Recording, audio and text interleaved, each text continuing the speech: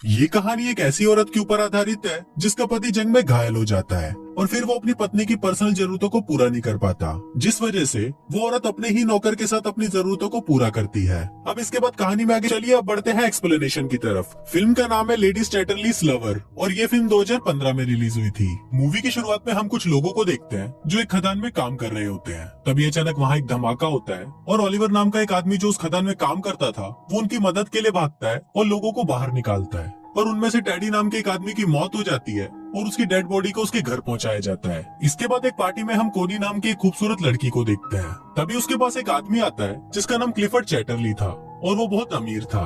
अब कुछ देर तक बातें करने के बाद वो दोनों एक दूसरे से इम्प्रेस हो जाते हैं और साथ में डांस करने लगते हैं। लेकिन कोनी के दोस्त डंकन को ये बिल्कुल भी पसंद नहीं आता क्योंकि वो भी कोनी से प्यार करता था। अब इन दोनों की ये मुलाकात प्यार में बदल जाती है और वो दोनों एक दूसरे से शादी कर लेते हैं और शादी के वक्त वो दोनों ये कसम खाते हैं कि वो दोनों एक दूसरे से हमेशा वफादार रहेंगे और कभी भी एक दूसरे का साथ नहीं छोड़ेंगे। अब उन दोनों की मैरिज लाइफ बहुत अच्छी चल रही थी, पर अगले दिन ही क्लिफर्ड को सेना में जाना पड़ता है क्योंकि वो एक सोल्जर था। वहीं जंग के दौरान क्लिफर्ड घायल हो जाता है और उसे वापस घर भेज दिया जाता है। आज क्लिफर्ड घर आ रहा था और सभी बहुत ज्यादा खुश थे और उसका वेलकम करने के लिए घर के बाहर खड़े थे। क्लिफर्ड को देखकर कोनी बहुत ज्यादा खुश होती है, पर तभी हम देखते हैं कि जंग में घायल होने के बाद क्लिफर्ड के पेट के नीचे का पूरा हिस्सा पैरालाइज हो जाता है। अब क्लिफर्ड अपनी हालत से लाचार था और वो सबको थैंक यू बोलकर अंदर आ जाता है। वहीं कोनी क्लिफर्ड को जिंदा देखकर खुश तो हो रही थी, पर वो भी अंदर ही अंदर बहुत दुखी थी।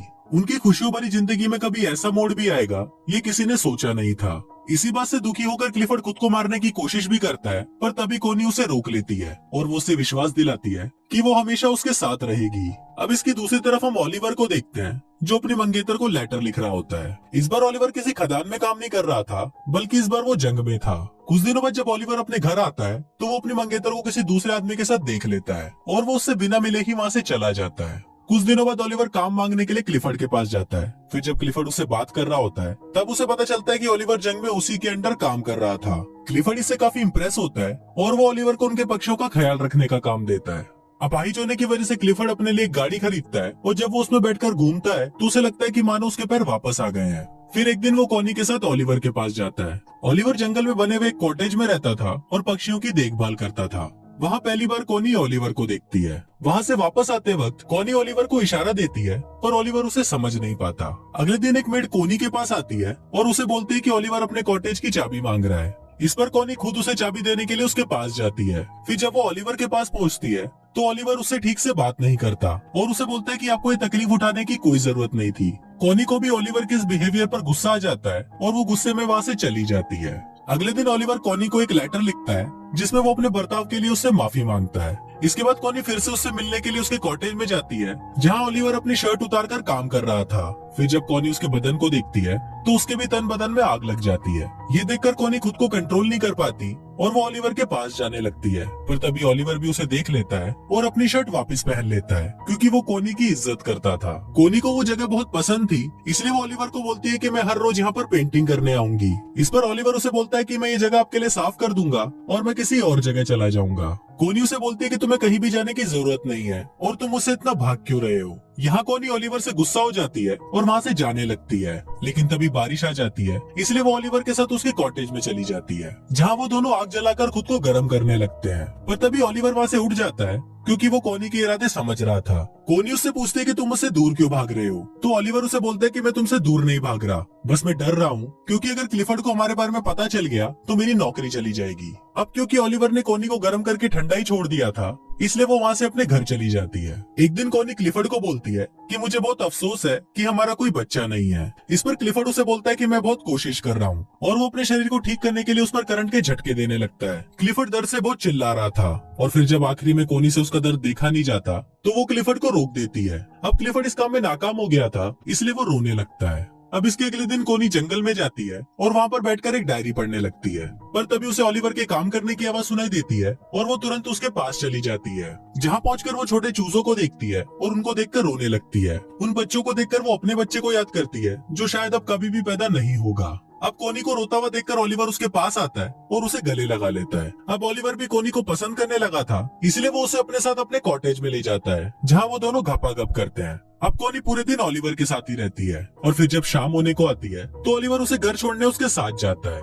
जाने से पहले कोनी ओलिवर से पूछती है कि तुमने जो किया है क्या तुम्हें उसका कोई पछतावा है, जिस पर ओलिवर उसे बोलता है कि नहीं, मैं तुमसे प्यार करने लगा हूँ और अब तुम सिर्फ मेरी हो। उसी रात बहुत तेज तूफान आता है और बादल गरजने लगते हैं। ओलिवर को कोनी की बहुत याद आ रही थी, इसलिए वो बहुत ज्यादा दारू पी लेता है। वहीं कोनी की नींद भी उड़ जाती है और वो भी ओलिवर की याद में सो नहीं पाती। फिर वो खिड़की से ओलिवर के घर की रोशनी को देखती है और वो खुद को रोक नहीं पाती और दौड़ते हुए ओलिवर के पास चली जाती है और उसे जाते हुए उसके घर की एक मेड देख लेती है। ओलिवर भी वहाँ कोनी का इंतजार कर रहा था और वो कोनी को बोलता है कि मुझे नहीं लगा था कि तुम मुझसे मिलने आओगी। इस पर कोनी उसे बोलती है कि मैं तुम्हें कभी भी अकेला नहीं छोड़ूंगी और फिर वो दोनों वहाँ पर गपागप करने लगते हैं। एक दिन क्लिफर्ड के घर पर एक पार्टी होती है जहाँ पर डंकन भी आया होता है। फिर क्लिफर्ड देखता है कि कोनी और डंकन साथ में डांस कर रहे हैं और उसे ये देखकर बिल्कुल भी अच्छा नहीं लगता।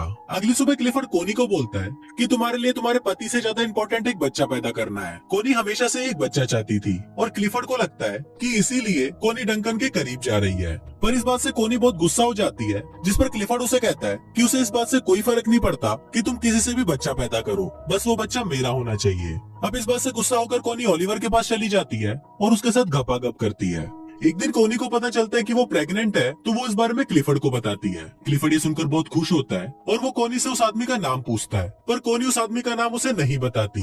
एक दिन क्लिफर्ड ओलिवर से मिलने उसके पास जाता है और वो कोनी को भी अपने साथ चलने को बोलता है। अब वो दोनों जा ही रहे होते हैं, पर तभी ओलिवर पीछे से आता है और वो कोनी को किस करने लगता है। अभी दोनों किस कर ही रहे होते हैं, पर तभी क्लिफर्ड कोनी को आवाज लगाता है। दरअसल क्लिफर्ड की गाड़ी कीचड़ में फंस गई थी। तभी वहाँ पर ओलिवर आता है और वो उसकी गाड़ी को धक्का लगाने लगता है, पर इसी दौरान वो जोर जोर से खांसने लगता है। दरअसल ओलिवर जब खदान में काम करता था तो उसके लंग्स खराब हो गए थे। अब फाइनली ओलिवर उसकी गाड़ी को कीचड़ से निकाल देता है और खांसता हुआ वहाँ से चला जाता है। थोड़ी देर बाद कोनी ओलिवर के पास आती है तो ओलिवर उसे गुस्से में बताता है कि उसने 12 सालों तक उनकी खदानों में काम किया और अपने लंग्स खराब किए और इसके बाद उसे जंग के लिए फ्रांस भेज दिया गया। वो बोलता है कि मेरी लाइफ तुम लोगों जैसी नहीं है, इसलिए तुम अपने पति के पास चली जाओ। अब एक दिन कोनी की मेड मिस बोल्टन ओलिवर के कॉटेज में आती है, जहाँ उसे कोनी की डायरी मिलती है और उस डायरी को देखकर उसे समझ आ जाता है कि कोनी के पेट में जो बच्चा है वो ओलिवर का है। एक दिन क्लिफर्ड आने वाले बच्चे की खुशी में अपने घर पर एक पार्टी रखता है, पर तभी वहाँ पर मिस बोल्टन आती है और वो क्लिफर्ड को बता देती है कि कोनी के पेट में जो बच्चा है वो ओलिवर का है। फिर जब कोनी क्लिफर्ड से मिलती है तो क्लिफर्ड उससे बहुत नाराज हो जाता है। इसके बाद कोनी मिस बोल्टन के पास जाती है और उससे पूछती है कि तुम्हें ये बात किसने बताई, पर इस पर मिस बोल्टन उसे कुछ नहीं बताती। अब कोनी को लगता है कि शायद मिस बोल्टन को ओलिवर ने बताया होगा, पर मिस बोल्टन उसे बोलती है कि उसने उसे कुछ नहीं बताया। अब इस पर कोनी रोने लगती है और वो उसे बोलती है कि मैं ओलिवर से बहुत प्यार करती हूँ। फिर मिस बोल्टन उसके पास आती है और उससे माफी मांगते हुए बोलती है कि जल्दी ओलिवर के पास जाओ वरना तुम्हारा पति उसे मार देगा। ये सुनकर कोनी भागते हुए ओलिवर के आउट हाउस में जाती है और देखती है कि वहाँ पर कोई नहीं था। ये देखकर कोनी रोने लगती है, पर तभी वहाँ पर ओलिवर आ जाता है और उसे देखकर कोनी उसे गले लगा लेती है। इसके बाद हम देखते हैं कि कोनी क्लिफर्ड के घर पर आती है, जहाँ कोनी उससे डिवोर्स मांगती है, पर क्लिफर्ड उसे मना कर देता है और ओलिवर को बुलाने के लिए बोलता है। पर फिर जब ओलिवर वहाँ पर आता है तो वो दोनों आपस में बहस करने लगते हैं और फाइनली कोनी और ओलिवर क्लिफर्ड के घर को छोड़कर चले जाते हैं। उनके जाते वक्त क्लिफर्ड वहाँ पर आता है और वो कोनी को तलाक देने के लिए मान जाता है। अब कोनी और ओलिवर क्लिफर्ड से बहुत दूर चले जाते हैं और हमेशा हमेशा के लिए साथ रहते हैं और कुछ इसी तरह से ये फिल्म यही खत्म हो जाती है।